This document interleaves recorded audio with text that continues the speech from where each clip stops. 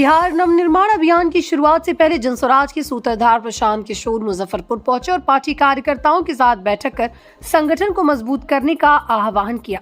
इस दौरान उन्होंने राज्य की मौजूदा राजनीति पर तीखे आरोप लगाए। पीके ने कहा कि बिहार में चुनाव जनता के असली मुद्दों रोजगार, शिक्षा और विकास पर नहीं लड़े जा रहे, बल्कि पाकिस्तान और चीन जैसे विषयों के नाम पर वोट मांगे जा रहे हैं। उन्होंने आरोप लगाया कि जनता के वोट को पैसे के बल पर प्रभावित करने और खरीदने की कोशिश की जा रही। उन्होंने कहा कि लोगों को सोने का अंडा देने वाली मुर्गी और एक बारगी लाभ के बीच अंतर समझना होगा। साथ ही उन्होंने राजद और तेजस्वी यादव पर भी निशाना साधते हुए भ्रष्टाचार के मुद्दे पर सवाल उठाए। बैठक के बाद वो ब्रह्मपुरा स्थित रंग गली में जनस्वराज के राज्य कोर समिति सदस्य अरिंजय राज के आवास पहुंचे, जहां उनकी दिवंगत मां की पुण्यतिथि पर संक्षिप्त श्रद्धांजलि अर्पित की। इसके बाद चाय पर चर्चा में कार्यकर्ताओं और नए लोगों से संवाद किया।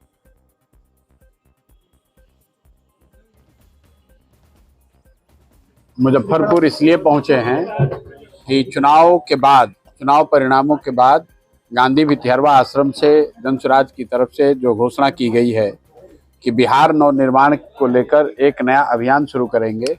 लेकिन बिहार नवनिर्माण का अभियान शुरू हो, उसके लिए ज़रूरी है कि जनस्वराज के सभी साथी, जो जनस्वराज विचार से जुड़े हुए लोग हैं, संगठन के साथी हैं, उनसे राय विचार कर लिया जाए और संगठन को फिर से, चूँकि संगठन को भंग कर दिया गया था, तो संगठन को फिर से पुनर्गठित किया जाए, ताकि जब बिहार नवनिर्माण अभियान हम लोग शुरू करें तो उसमें जनस्वराज के जो साथी हैं वो पूरी ताकत से लगें, बिहार की जनता के साथ खड़े हों और जिन मुद्दों पर हम लोग ये अभियान करना चाहते हैं उसमें सभी साथियों का सहयोग मिल सके। इस बार चुनाव में क्या सबक मिला जनस्वराज को, क्या आगे की रणनीति रहेगी?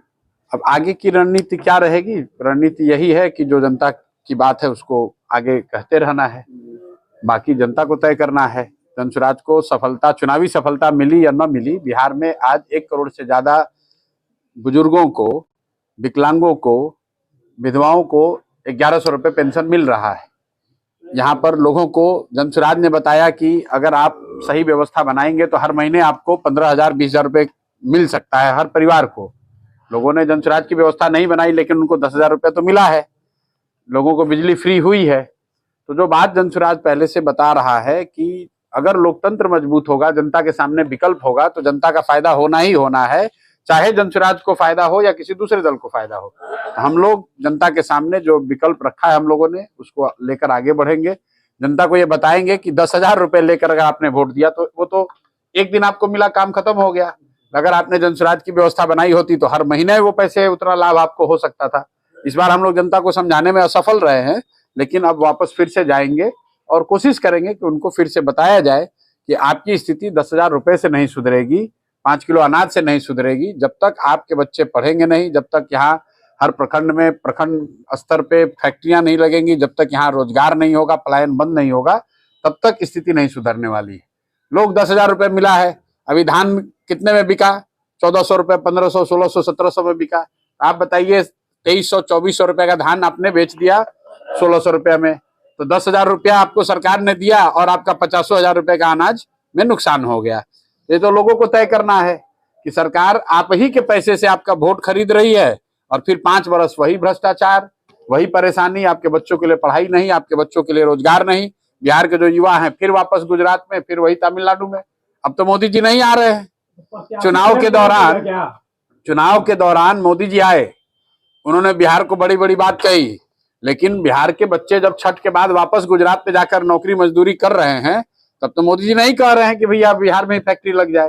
ये तो बिहार के लोगों को समझना है। जब तक आप गुजरात के लिए, दिल्ली के लिए, तमिलनाडु के लिए, पाकिस्तान, चाइना के लिए वोट करते रहेंगे, तब तक बिहार में तरक्की नहीं होगी। अभी से भी मौका है, आगे लोकसभा चुनाव होगा। अगर बिहार की जनता तय करती है, 40 अपने सांसद जिताती है और ये तय करती है कि हम लोग दिल्ली में उसी सरकार की मदद करेंगे जो बिहार के हर प्रखंड में फैक्ट्री लगाने का वादा करे। हम लोग को मिनिस्ट्री नहीं चाहिए, हम लोग को सरकार में भागीदारी नहीं चाहिए, हम लोग को बिहार के हर प्रखंड में फैक्ट्री चाहिए, पलायन बंद होना चाहिए। अगर बिहार की जनता ये संकल्प ले ले और 40 सांसद जिताकर भेजे, मैं आपको लिख कर देता हूं, कोई दिल्ली में सरकार बन नहीं सकती है बिना बिहार के सांसदों के। और जो आज 1100 लोगों को मिल रहा है, ये 2,000, 3,000, 5,000 रुपये मिल सकता है। जिन लोगों को, जिन परिवारों को सिर्फ एक बार 10,000 मिला है, उनके बच्चों को यही रोजगार मिलेगा, ताकि उनको हर महीने 10-15,000 रुपए का लाभ हो। चुनाव के बीच में कहीं ना कहीं पैसा बांटा गया, कई सारे लगातार आप लोग भी लगातार कहते रहे हैं, इस पर क्या कुछ करेंगे आप लोग? कुछ नहीं कर सकते हैं, जनता को ही समझना है। अल्टीमेट मालिक तो लोकतंत्र में जनता है। जनता को यह समझना है कि एक बार का 10,000 रुपए चाहिए कि उनको जीवन में अपने बेहतरी चाहिए। सोने की अंडा देने वाली मुर्गी चाहिए कि मुर्गी को काट के एक बार अंडा ही खाना है। तो जनता ने अभी एक बार गलती उनसे हो गई है तो अब तो वो भुगतना ही पड़ेगा। अब 5 वर्ष वही सरकार रहेगी। भ्रष्टाचार जिस लेवल पे था उतना ही भ्रष्टाचार है। लगातार पदयात्रा कर अपने लोगों को समझाया था कि अपने बच्चों के लिए वोट करें। क्या लगता है, आप समझा नहीं पाए या जनता नहीं समझा पाए? बिल्कुल सही बात है। पुरानी जमी हुई काई है। 30-40 बरस से लोग एक ही तरीके से वोट देते आए हैं, लेकिन लोगों ने बात को सुना, समझा, तभी तो सरकार ने डर से आपको 1100 रुपए पेंशन दिया। अगर जनसुराज ने ये बात नहीं कही होती, अगर हम लोगों ने इतना बड़ा प्रयास नहीं किया होता, तो आज से चुनाव से पहले कभी एनडीए की सरकार ने 400 रुपए का पेंशन बढ़ाया था? क्या बिजली मुफ्त हुई थी? क्या आपको 10,000 रुपए चुनाव के समय मिला था? ये पहली बार इसलिए मिला क्योंकि आप जनसुराज के रैलियों में आए, आप जनसुराज की ताकत दिखी। अगर लोगों ने जनसुराज की सरकार बना दी होती तब तो उनका जीवन ही बदल गया होता। लेकिन भाई देखिए, ऐसा है कहने को हर पार्टी कह सकती है। जनता को भी ये मालूम है कि तेजस्वी यादव के लिए खाली एनडीए को इतना ही कहना है कि ये लोग आएंगे तो जंगल राज आ जाएगा। उसके लिए पेंशन बढ़ाने की जरूरत नहीं है, रोजगार की बात करने की जरूरत नहीं है। तेजस्वी यादव भ्रष्टाचार पर बात करेंगे तो मैं पहले भी कहता रहा हूं कि तेजस्वी यादव का भ्रष्टाचार पर बात करना ऐसे है जैसे शेर कह रहा है कि सबको शाकाहारी होना चाहिए। ये तो संभव नहीं है, कोई भरोसा करेगा नहीं। आप आरोप लगा रहे थे और आपने कहा था कि सरकार में अगर वापसी मंत्री के तौर पर उनकी होगी तो फिर से हम कहीं ना कहीं काम करेंगे। बिल्कुल करेंगे, बिल्कुल करेंगे, बिल्कुल करेंगे। जिन लोगों पर भी भ्रष्टाचार का आरोप लगा है, अभी तो जनता ने उन्हीं को जिता दिया।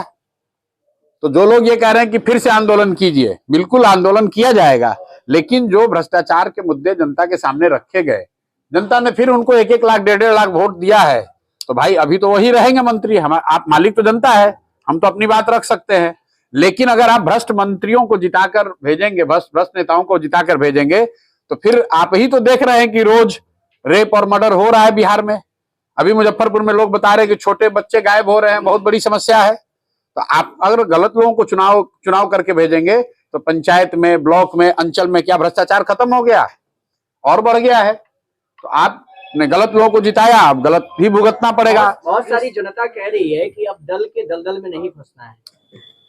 नहीं, चुनाव तो दलगत आधार पे ही होंगे ना। दलदल में फंसिए ना फंसिए, जो लोकतंत्र है, जो बिहार, जो देश, कैसे देखते हैं सड़क जो देश में व्यवस्था है उसमें तो दलगत ही चुनाव है। विपक्ष की भूमिका कैसे देखते हैं? भैया ऐसा है, चुनाव में जनता सिर्फ सरकार का चयन नहीं करती है, जनता सबकी भूमिका तय करती है। उन्होंने एनडीए की भूमिका तय की है कि उनको सरकार चलाना है। राजद वालों को बताया है कि सदन में तुमको विपक्ष रहना है, और जनसुराज को बताया है कि आपको समाज में अभी मिलकर और काम करना है, लोगों को और जागरूक करना है, अपने संगठन को मजबूत करना है। तो जो जनता ने आदेश दिया है वो काम करेंगे। बिहार नवनिर्माण यात्रा जो प्रशांत जी अभी शुरू किए हैं, उसके अंतर्गत मुजफ्फरपुर जिला में एक संगठन के लिए एक बैठक आहूत की गई थी। तो उसके बाद यहाँ पे मुजफ्फरपुर में मेरे आवास पे एक चाय पे चर्चा, जैसे एक प्रबुद्ध लोगों के साथ एक संवाद बैठक यहाँ पे एस्टैब्लिश किया गया था। उसमें आए थे माँ मेरी दिवंगत माताश्री को, उन्होंने पुष्पांजलि अर्पित की और आके जो समाज के जो प्रबुद्ध अलग अलग वर्गों से जो एक रिप्रेजेंटेशन था, यहाँ पे लोग आए थे, उनसे उनकी एक बहुत ही डिटेल चर्चा हुई कि कैसे फिर से दोबारा हम लोग पार्टी को रिस्टैब्लिश करें और हम लोग आगे एक नया विकल्प, एक सशक्त विकल्प समाज में जनसुराज के माध्यम से हम लोग स्थापित करें। इसी पर चर्चा हुई। सब लोगों ने, जो भी प्रबुद्ध लोग आए थे, सब लोगों ने अपनी अपनी जो भी उनकी अभिव्यक्ति थी उन्होंने वहाँ पे शेयर किया प्रशांत किशोर के साथ। और फिर देखते हैं आगे एक हम लोग फिर से नए जोश के साथ, नए उमंग के साथ एक नया जनसुराज को लेके, इस मुहिम को लेके, जो मुहिम चल रहा था उसी मुहिम को एक रीस्ट्रक्चर करके हम लोग सब लोग आगे बढ़ेंगे। पद यात्रा के समय से जनसुराज के साथ आप जुड़े रहे हैं, थिंक टैंक के रूप में भी आपने काम किया। क्या लगता है अब जो बिहार में जिस तरीके की पॉलिटिक्स दिख रही है, कैसे जनसुराज अपने आप को स्टेबल करना चाहेगी? देखिए बिहार में की जो पॉलिटिक्स है वो हम सब लोग उसके बारे में बहुत भली भांति जानते हैं कि बिहार में किस लेवल का पॉलिटिक्स हो रहा है। प्रशांत किशोर जी ने जो भी बातें कही थी अपने मैनिफेस्टो में, और जब वो सत्ता में अगर जनता उनको चुनती है और वो सत्ता में आएंगे, तो जो भी वो करना चाहते थे लगभग वही सब मुद्दों पे बिहार सरकार जो अभी नई जो सरकार बनी है वो उन्हीं मुद्दों को लेके आगे बढ़ रही है। जैसे आप देखिए पेंशन जो 400 रुपए का पेंशन था, जो इतने सालों से पेंशन कभी नहीं बढ़ा, वो 1100 रुपए हो गया। बिजली का बिल कभी भी इतना बढ़ा दिया गया था, मीटर से लोग परेशान थे, पूरे बिहार में लोग परेशान थे, लेकिन बिजली का बिल 125 मुफ्त किया गया। तो ये सब कहीं ना कहीं एक सामाजिक स्तर पर तो जन स्वराज की मुहिम से लोगों को बहुत फायदा हुआ है। भले ही जन स्वराज सरकार सत्ता से अभी दूर है, लेकिन सामाजिक स्तर पर तो बहुत बड़ा योगदान जन स्वराज का हो चुका है ऑलरेडी। जी बिल्कुल बिल्कुल बिल्कुल, जन स्वराज एक नए मुहिम के साथ आएगी और बिहार की जनता, उनके दिल में ये बात है, एक बीज जन स्वराज ने बो दिया है और वो अंकुरित हो रहा है। आने वाले समय में डेफिनेटली जन स्वराज एक नए विकल्प के रूप में बिहार में आएगी। क्या परिचय हो गया? मेरा नाम अरिंजय राज हुआ, मैं राज्य कोर समिति का सदस्य हूँ जन स्वराज।